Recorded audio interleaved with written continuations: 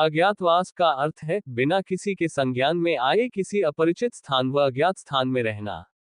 वनवास के 12वें वर्ष के पूर्ण होने पर पांडवों ने अब अपने अज्ञातवास के लिए मत्स्य देश के राजा विराट के यहाँ रहने की योजना बनाई। उन्होंने अपना वेश बदला और मत्स्य देश की ओर निकल पड़े। मार्ग में एक भयानक वन के भीतर एक शमशान में उन्होंने अपने अस्त्र शस्त्रों को छुपाकर रख दिया और उनके ऊपर मनुष्यों के मृत शवों तथा हड्डियों को रख दिया, जिससे कि भय के कारण कोई वहां ना आ पाए।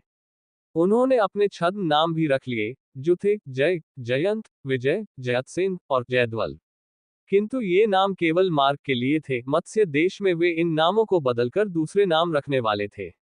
राजा विराट के दरबार में पहुंचकर युधिष्ठिर ने कहा, हे राजन, मैं व्याघ्रपाद गोत्र में उत्पन्न हुआ हूं तथा मेरा नाम कंक है।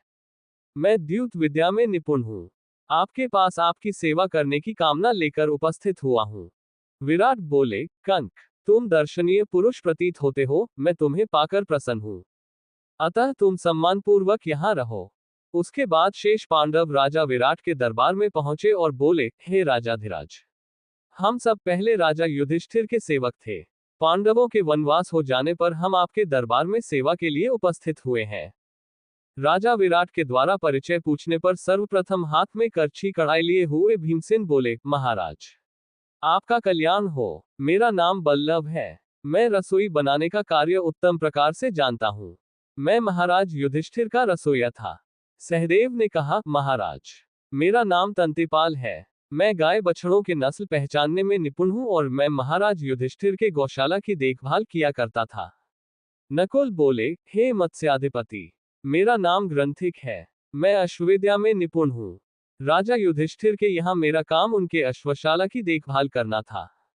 महाराज विराट ने उन सभी को अपनी सेवा में रख लिया। अंत में उर्वशी के द्वारा दिए गए शापवश नपुंसक बने, हाथी दांत की चूड़ियां पहने तथा सिर पर चोटी गूंथे हुए अर्जुन बोले, हे मत्स्यराज, मेरा नाम वृहन्नला है। मैं नृत्य संगीत विद्या में निपुण हूँ।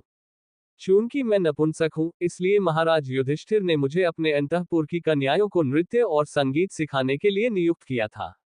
वृहन्नला के नृत्य संगीत के प्रदर्शन पर मुग्ध होकर उसकी नपुंसकता की जांच करवाने के पश्चात महाराज विराट ने उसे अपनी पुत्री उत्तरा की नृत्य संगीत की शिक्षा के लिए नियुक्त कर लिया। इधर द्रौपदी राजा विराट की पत्नी सुदेशना के पास जाकर बोली, महारानी, मेरा नाम सैरंध्री है। मैं पहले धर्मराज युधिष्ठिर की महारानी द्रौपदी की दासी का कार्य करती थी, किंतु उनके वनवास चले जाने के कारण मैं कार्यमुक्त हो गई हूँ। अब आपकी सेवा की कामना लेकर आपके पास आई हूँ। सैरंध्री के रूप, गुण तथा सौंदर्य से प्रभावित होकर महारानी सुदेशना ने उसे अपनी मुख्य दासी के रूप में नियुक्त कर लिया। इस प्रकार पांडवों ने मत्स्य देश के महाराज विराट की सेवा में नियुक्त होकर अपने अज्ञातवास का आरंभ किया।